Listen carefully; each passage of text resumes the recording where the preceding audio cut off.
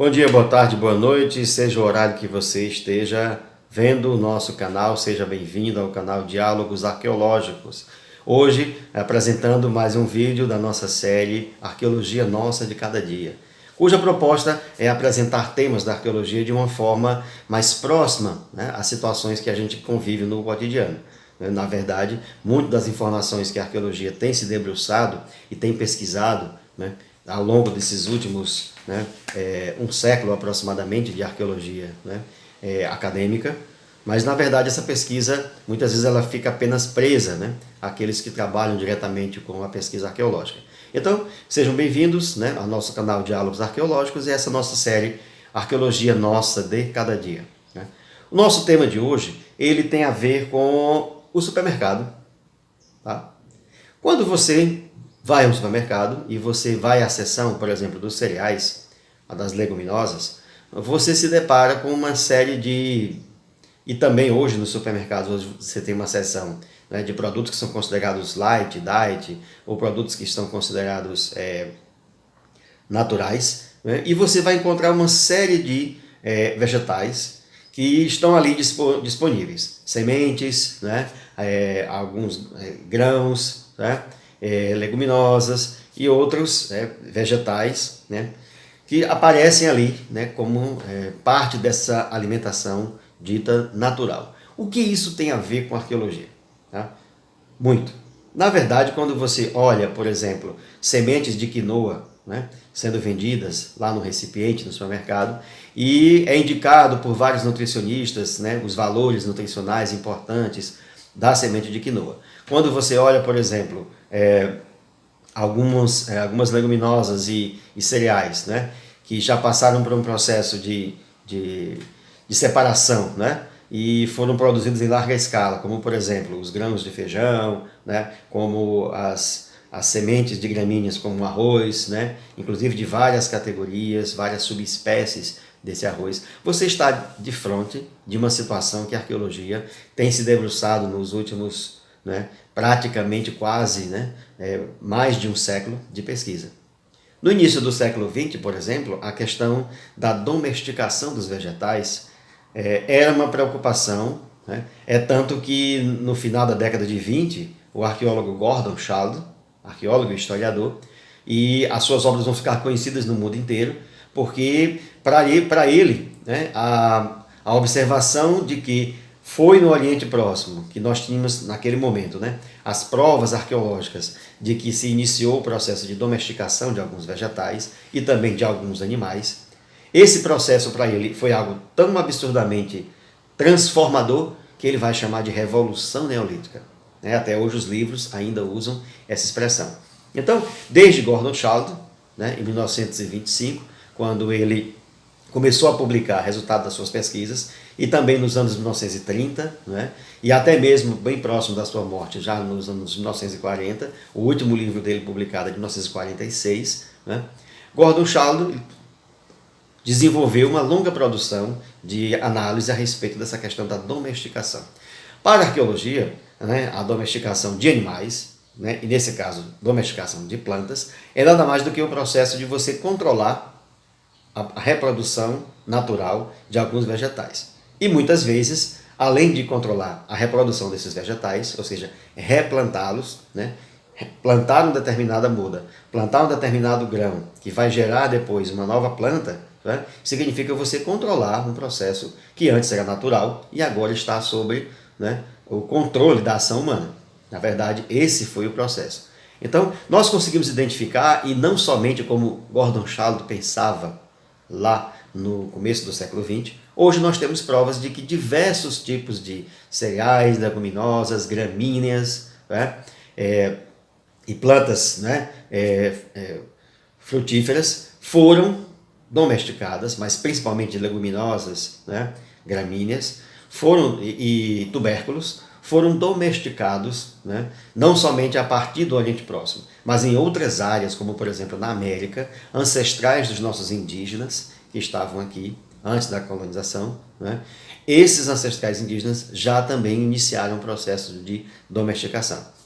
Na Ásia Central do mesmo jeito, no extremo da Ásia também, no norte da África, na região central da África, assim como também as partes centrais, né, e na área mediterrânea, na Europa, né, assim como na Oceania. Em cada um desses continentes, grupos pré-históricos, em momentos um pouco diferentes, mas dentro de uma faixa de tempo relativa à mudança climática. A mudança climática que nós conseguimos identificar nos estudos da chamada paleoclimática, né? Os estudos da paleoclimatologia, mostram que é a partir de 10 mil anos que vai se definir as zonas, né? As zonas climáticas que nós temos hoje no planeta. Esse período é chamado geologicamente de Holoceno, ela é a segunda época climática, né, do último período da era quaternária, da era Cenozoica, do período chamado quaternário. Tá? Então, ao longo período da Idade do Gelo, chamado Pleistoceno, subdividido em 4 grandes momentos, nós temos o quê? O chamado Holoceno. Tá? Então é a partir do Holoceno que em várias partes do mundo é exatamente essa mudança climática e a diminuição considerável das áreas, né, que estavam cobertas pelo gelo. Nem todas as áreas do globo foram cobertas pela expansão do gelo durante o Pleistoceno. Isso vai facilitar o quê? O desenvolvimento de plantas e sua própria reprodução natural, né? Aonde entra os grupos humanos. Já a partir desse momento, os grupos humanos em vários continentes, né, a gente tem provas arqueológicas disso, eles começam o quê? A conhecer esses vegetais, e em alguns casos começam também a entrar, né? Ou seja, começam a controlar o processo de utilização desses vegetais, ou seja, não somente processá-los, mas começam também a intervir na reprodução desses vegetais, né?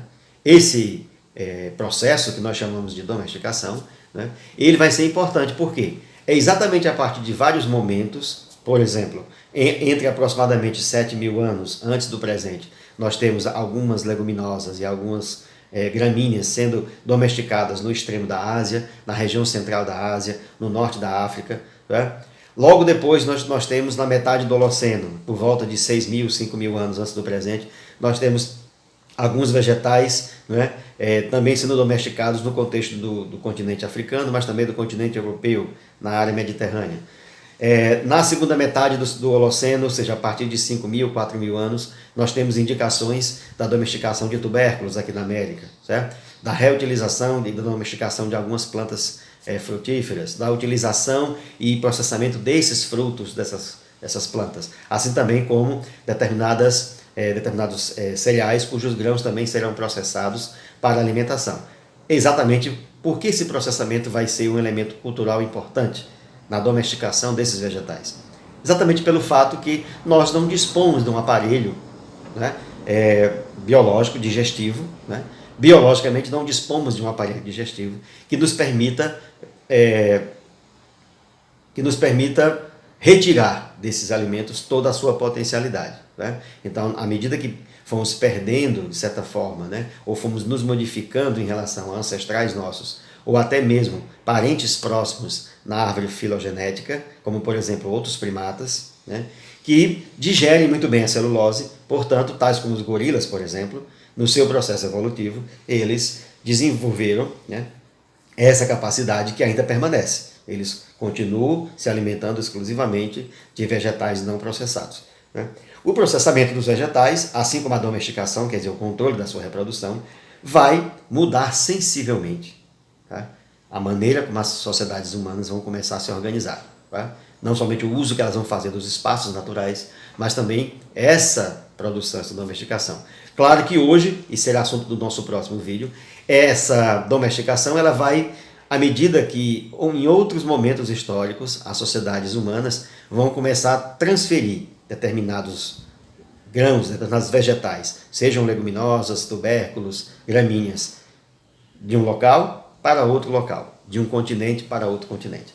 Então, os vegetais, esses que eu estou falando para você, processados ou não, que aparecem, né, nas prateleiras do supermercado, eles fazem parte de um longo processo de domesticação de vegetais e também fazem parte de um longo processo, né, de capacidade humana, né, de processar determinados vegetais, como por exemplo as sementes das gramíneas, né, tais como o arroz, elas precisam de um certo processamento.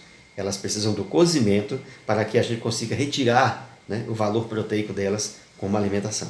Então essa relação é importante. Além desse longo processo de domesticação e de processamento desses vegetais, há um longo processo também de transferência, né, desses vegetais plantados e replantados em áreas específicas, aonde eles já eram nativos, e eles são transferidos para outras áreas.